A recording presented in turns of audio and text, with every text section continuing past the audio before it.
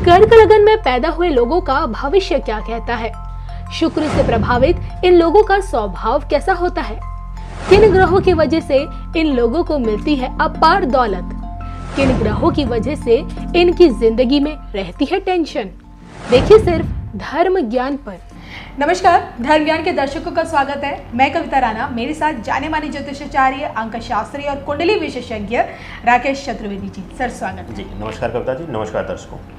आज के इस एपिसोड में हम बात करने जा रहे हैं कि कर्क लग्न में पैदा हुए लोगों का भविष्य क्या कहता है। जी हाँ, ये लोग किस ग्रह से ज़्यादा प्रभावित होते हैं, कैसा इनका स्वभाव होता है, इनकी कहते हैं कि बॉडी संरचना जो होती है वो कैसी होती है। सबसे बड़ी बात है कि ज़िंदगी भर इनका आर्थिक पक्ष कितना मजबूत रहता है। ये सब हम आचार्य जी से जानेंगे। ये सबसे पहले ये जानते हैं कि किस ग्रह के प्रभाव से इनका स्वभाव लोगों के लिए आकर्षण का केंद्र बन जाता है। बताइए आचार्य जी। कविता जी देखिए, कर्क लग्न राशि जो है, कर्क जो राशि है वह चौथी राशि है और यह चंद्रदेव के अधीनस्थ रहने वाली राशि है। चंद्रदेव का जब प्रभाव आ जाता है तो हम जान जाते हैं कि यहाँ थोड़ा सा जल तत्व आ जाता है, कोमलता आ जाती है।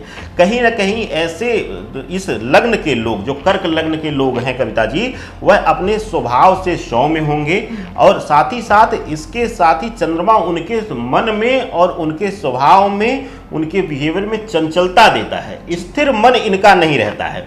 यह जो इस व्यक्ति के, जो व्यक्तित्व के लोग हैं इस लग्न के, वह कहीं ना कहीं अपनी सोच से, अपनी जो थिंकिंग है उसको कहीं एक जगह स्थिर नहीं रख पाते हैं और चंचलता उनके जीवन में बनी रहती है। इसके साथ ही कर्क लग्न के लोग सुंदर होते हैं, आकर्षक होंगे। इसके साथ ही उनका जो रंग होगा, रूप होगा, वो बहुत ही अच्छा होगा, आकर्षक व्यक्तित्व के होंगे। उनका शरीर सुडौल होगा, सौम्य होगा और सुंदर व्यक्तित्व के जो छवि के लोग होते हैं इस लग्न के लोग कविता जी। इसके साथ ही जो चंद्रमा के अधीनस्थ आने वाली यह राशि है, तो कर्क लग्न वालों के लिए सबसे बड़ी जो इनकी स्ट्रेंथ है, यह झुकना पसंद करते हैं, यह सौम्यता पसंद करते हैं। तो यह कभी भी जीवन में फेलियर नहीं होते और कहीं ना कहीं यह अपना काम जो है वह सौम्यता के साथ झुककर आपको प्रणाम करके निकलवाने में माहिर होते हैं, ना कि यह तू मैं करके आपसे बहस करते हैं कविता जी। तो ये हमने आचार्य जी से समझा कि भाई किस प्रकार से चंद्रमा से प्रभावित कर्क लग्न में जो लोग होते हैं उनका स्वभाव कैसा होता है। सबसे बड़ी बात है कि इनके शरीर की बनावट कैसी होती है। देखिए, अब बारी आती है कर्म की, क्योंकि इंसान की पहचान उसके कर्म से होती है और ऐसे में हम आचार्य जी से जानने की कोशिश करेंगे कि इन लोगों के लिए कौन सा प्रोफेशन सबसे बेस्ट माना जाता है। मतलब अगर आप जॉब्स में हैं या अपना बिजनेस कर रहे हैं तो किस क्षेत्र में आप अपना हाथ आजमाएं। जी कविता जी देखिए, कर्क लग्न के लोगों को मैं 70% मैं जॉब के लिए रिकमेंड करता हूं और कर्क लग्न के लोग एक्चुअली इनके साथ सबसे बड़ी समस्या होती है कि यह व्यापार में अच्छे होते हैं, लेकिन इनको कहीं ना कहीं एक पूरक स्तंभ चाहिए होता है कविता जी। किसी न किसी का साथ या सहयोग इनको चाहिए होता है। जब तक इनको कोई सहारा नहीं मिलेगा तब तक यह व्यापार में बहुत अच्छा कर नहीं पाते, क्योंकि ये इनके अंदर चंचलता है। व्यापार एक स्थिर सोच वाले के लिए है, कहीं ना कहीं वह अडिग रहे, इस तरीके के लोगों के लिए है। और इनके लिए सबसे ज़्यादा, और इस लग्न के लोग नौकरी को ही प्राथमिकता भी जाना देते हैं। इस लग्न के लोग को आपने देखा होगा कि सबसे ज़्यादा अगर आप देखेंगे गवर्नमेंट नौकरी के लिए प्रयास करने वाले और फॉर्म भरने वाले, तो कर्क लग्न के ही लोग निकल जाएंगे आपको। ये आप अपने आसपास भी जीवन में जाएंगे। अगर आपका कर्क लग्न है तो आप खुद प्रयास करें और अपने को रीड करें कि आप हर जगह से, हर वेबसाइट को खंगाल कर और हर फॉर्म भरने का प्रयास करते हैं जिसके एलिजिबल आप हैं। तो ऐसे लोग जो हैं वह नौकरी के लिए ही बने हुए हैं।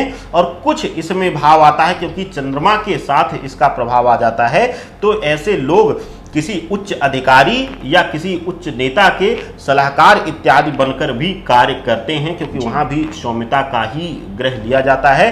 तो चंद्रमा क्योंकि उसमें माहिर है, वह हटकेलियाँ भी करता है। कहते हैं कि 16 कलाओं में माहिर है चंद्रमा, और 16 कलाओं में हर तरीके का छल कपट और हर तरीके का जो भाव है वह समा जाता है कविता जी। तो चंद्रमा के प्रभाव में यह राशि लग्न आता है और इस राशि लग्न के लिए यह जो है कर्क लग्न वालों के लिए विशेष करके नौकरी के साथ साथ किसी के लिए कंसल्टेंसी देना या किसी का मार्गदर्शक बनकर रहना, यह उनको दर्शाता है। व्यवसाय में अगर हम बात करें तो व्यवसाय के लिए ऐसे लोगों के लिए कुछ व्यवसाय को हम उत्तम कह सकते हैं, क्योंकि यह चंद्रमा के अधीनस्थ आता है। तो वहाँ पर आप कुछ हद तक टीचिंग का जो डायरेक्ट जहाँ पर विद्या को बेच कर कमाने का हो, उसमें कुछ हद तक कंसल्टेंसी सर्विसेज भी आ जाती हैं और टीचिंग का भी प्रोफेशन आ जाता है, ट्यूशन इत्यादि हो जाता है, कोचिंग सेंटर हो जाता है। इसके साथ ही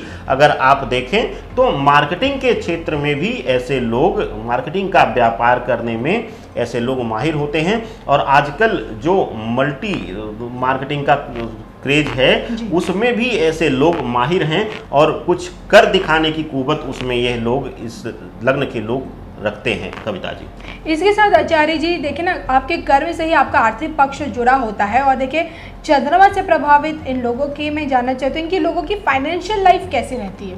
देखिए फाइनेंशियल लाइफ इनकी थोड़ा सा स्ट्रगल भरी रहती है। कहीं ना कहीं यह अपनी मूलभूत जरूरतों को पूरा करने, और क्योंकि यह महत्वाकांक्षी भी हो जाते हैं यह लोग, चंचलता, मैंने कहा कि इनके अंदर चंचलता होती है, इनके अंदर कभी भी किसी चीज से संतुष्टि नहीं होती है, किसी भी चीज से यह कभी संतुष्ट नहीं होते हैं। तो अगर इनके पास एक नया फोन है, उसी के अगले दिन एक नया फोन लॉन्च हो जाता है, तो यह कर्ज लेकर भी प्रयास करेंगे उसको लेने का। इस तरीके का भाव इनको हमेशा कहीं ना कहीं डिस्टर्ब रखता है और कहीं ना कहीं इनके जीवन में लक्ष्मी के अभाव को दर्शाता है। और यह लोग हमेशा बचत करने और कहीं ना कहीं अपनी जरूरतों को पूरा करने के लिए संघर्षरत रहते हैं कविता जी। तो देखिए आज के इस एपिसोड में हमने आचार्य जी से समझने की कोशिश की कि भाई किस प्रकार से जिन व्यक्ति का जो लग्न होता है अगर वो कर्क होता है तो उनका स्वभाव कैसा होता है, उनकी एक तरह से कि उनकी शरीर की बनावट कैसी होती है। और देखिए सबसे बड़ी बात है कि भाई कौन सा कार्य क्षेत्र इन लोगों के लिए सबसे उचित माना जाता है और आर्थिक पक्ष इनका कितना मजबूत रहता है। चलिए इसी के साथ मुझे और आचार्य जी को दीजिए इजाज़त। नमस्कार।